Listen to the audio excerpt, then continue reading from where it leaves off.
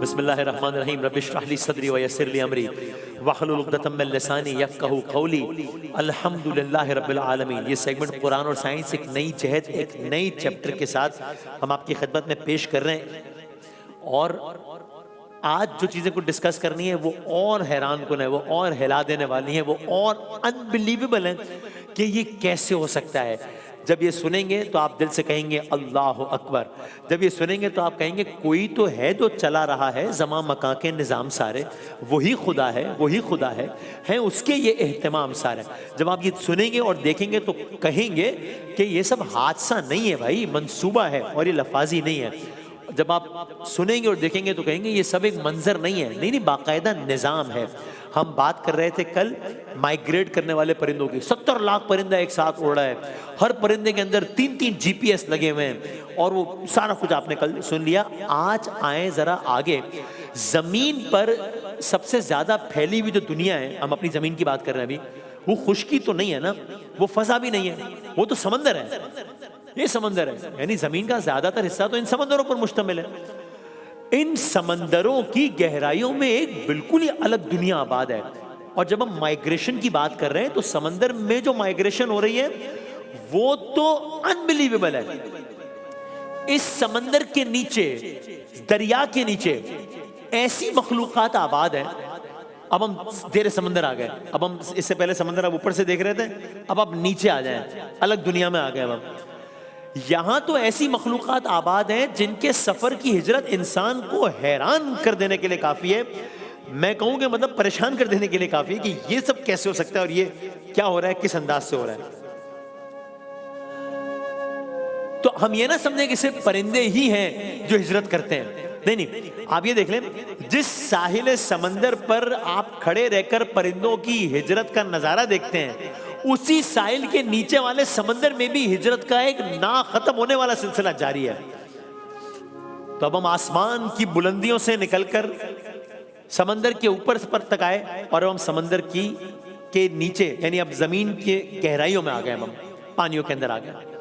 یہ سنیں اب اور حیران ہو، مچھلیوں کی بات کر رہے ہیں ہم، ٹھیک، مچھلیوں کی بہت ساری اقسام ہیں، بہت ساری اقسام ہیں، ان میں سے ہم ایک کی بات کرتے ہیں، سیمن، سالمن کہتے ہیں، سیمن۔ اب یہ جو ایک مچھلی کی جو کہ کھائی بھی بہت جاتی ہے، یہ اس کی پیدائش بھی عجیب ہے، یہ پیدا کیسے ہوتی ہے؟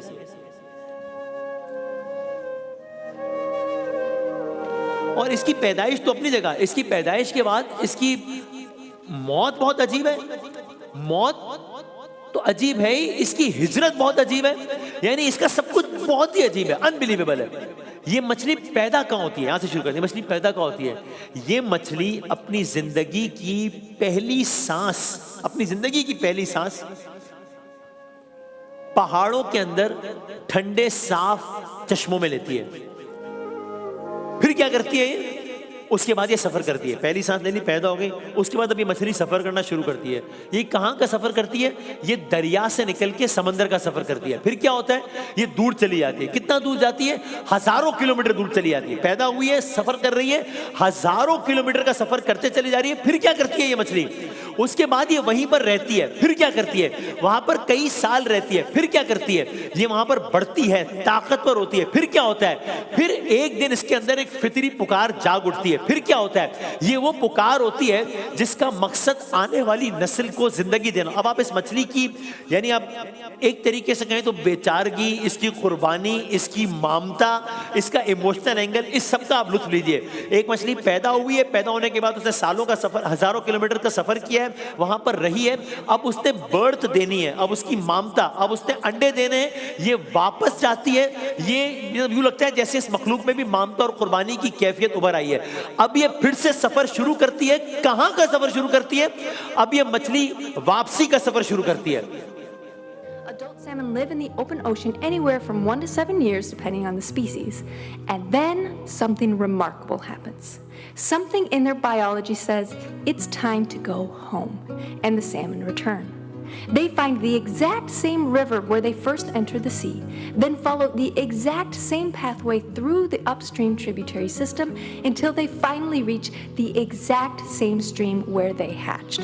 They find their way home using scent and the Earth's magnetic field. تو یہ اس ویڈیو میں جو کہ ریسرچ پر مبنی بتا رہے ہیں کہ جہاں سے وہ جب پیدا ہوئی تھی اور جس روٹ سے آئی تھی، اب بچے دینے کے لیے، انڈے دینے کے لیے ایگزیکٹلی اسی روٹ پہ واپس جا رہی ہے. یہ کون ہے جو سمندر کی اتنی عطا گہرائیوں میں اس کو ایگزیکٹ روٹ یاد کروا رہا ہے؟ یہ کیسے ہو رہا ہے؟ جہاں سے آئی تھی ایگزیکٹلی وہاں پر واپس جاتی ہے. اب واپسی کا کیا مطلب ہے؟ اس کی منزل کیا ہے؟ اس کی منزل وہی دریا ہے. کون سا دریا ہے؟ جہاں پیدا ہوئی تھی. کیوں جا رہی ہے؟ اگلی نسل پیدا کرنے جا رہی ہے. عجیب نظام قدرت ہے. جس جگہ انڈے سے نکلی تھی مچھلی، ٹھیک اسی جگہ پر واپس جا رہی ہے انڈے دینے.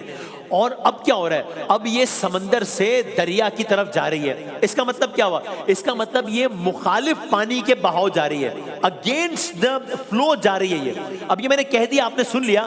اب آپ اس ویڈیو میں دیکھیے پہلے کہ اگینسٹ دا فلو جانے کا مطلب کیا ہے. یہ ایک مچھلی اللہ تعالیٰ کے حکم سے کتنی پہاڑ جیسی لہریں عبور کر کر کے ان کا مقابلہ کر کر کے واپس جا رہی ہے against the flow.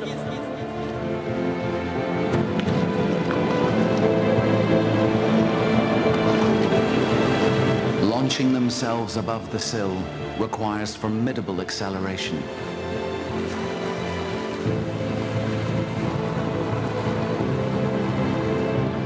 Their muscles are adapted for short, sharp bursts of energy. Leaps can cover more than 3 meters.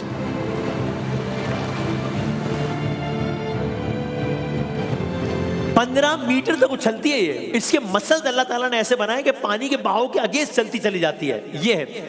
اور یہ سفر اس کا آسان نہیں ہے، کیونکہ جب یہ سفر کر رہی ہوتی ہے تو اسی سفر میں جو ریچھ ہوتے ہیں، ریچھ جن کی ایک غذا ہے، وہ تیار بیٹھے ہوتے ہیں. ان کو معلوم ہوتا ہے کہ سال کے اس وقت انہوں نے یہاں پر آنا ہے. یہ ریچھوں کا اور سمندری جو مخلوقات ہیں ان کا مقابلہ کرتے ہوئے ان کی دھاروں سے بچتی بھی جاری ہوتی ہے. کچھ کبھی بچ جاتی ہے، کبھی نہیں بچتی. اب آپ یہ منظر دیکھیے. اب یہ واپس جا رہی ہے، ان میں سے کچھ بچ جائیں گی، کچھ نہیں بچیں گی. موت کے منہ سے جا رہی ہیں.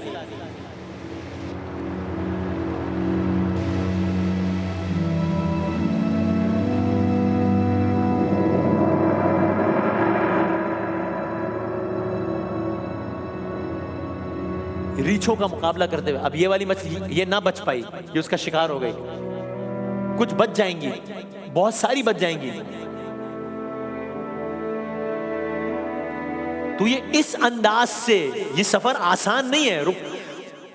جا کہاں رہی ہے؟ جہاں سے اس کی زندگی شروع ہوئی تھی. لیکن اصل میں کہاں جا رہی ہے؟ اپنی موت کی طرف جا رہی ہے. کیا مطلب ہے اس بات کا؟ ابھی تو میں نے عرض کیا کہ یہ نئی حیات دینے جا رہی ہے، انڈے دینے جا رہی ہے. اب میں نے یہ کیوں کہا کہ یہ موت کی طرف جا رہی ہے؟ اس لیے عجیب، اس لیے کہ بالآخر یہ اپنی منزل پر پہنچتی ہے. کبھی سمندری لہروں کا مقابلہ کرتے، کبھی ریچھوں سے بچتے. اپنی منزل پر پہنچتی ہے، وہاں پہنچ کر انڈے دیتی ہے اور پھر وہاں جا کر خاموشی سے مر جاتی ہے. یہ اس کا لائف سائیکل ہے. اللہ تعالیٰ نے یہ لائف سائیکل بنایا اس کا.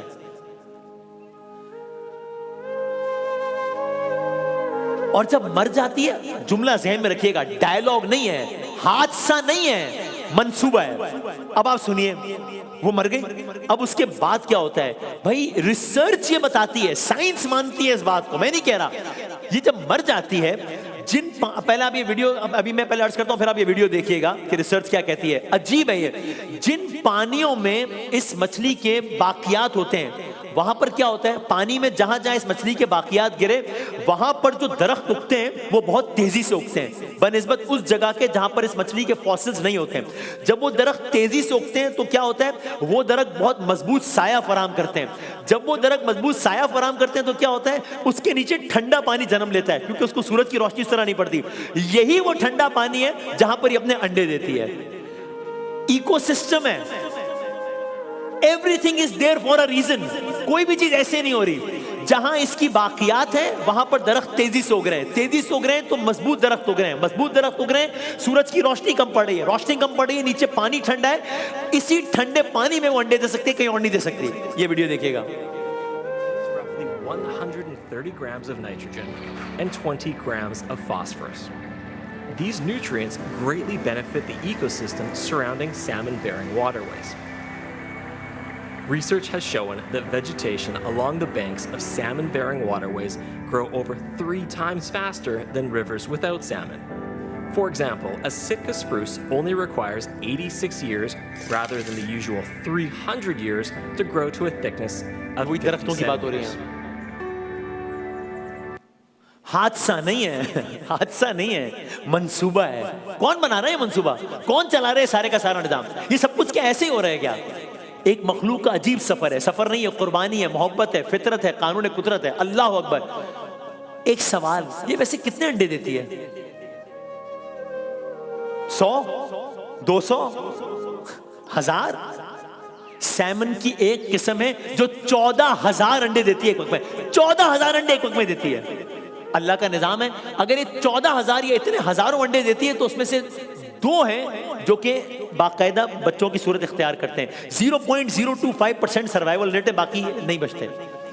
एक मछली के 14,000 अंडे एक वक्त में। और जब ये ट्रैवल करते हैं, जब माइग्रेट करते हैं, ये कितनी बड़ी तादाद में माइग्रेट करते हैं? ये जो हमने पूरा प्रोसेस बताया, ये तो एक मछली का बताया ना, करोड़ों अरबों मछलियों की किस्म में से एक किस्म की एक मछली का बताया है सैमन। ये सैमन कितनी ट्रैवल करती है एक वक्त में? 1000, 2000 नहीं, कभी 50,000, कभी लाख, कभी 10 लाख, कभी 30 लाख। मैंने जो आखिरी रिसर्च पढ़ी है 2013 में कनाडा में रिवर फ्रेजर में, रिकॉर्ड के मुताबिक एक वक्त में पूरे सीजन में एक साथ 3.5 करोड़ मछलियों ने हिजरत की है। 3.5 करोड़ मछलियों ने एक वक्त में, 3.5 करोड़। और सबने वही प्रोसेस फॉलो किया जो कि आपने यहां पे सुना है अभी। तो भाई कोई तो है जो चला रहा है ज़मा मकां के निजाम सारे, वही खुदा है, वही खुदा है उसके ये एहतमाम सारे।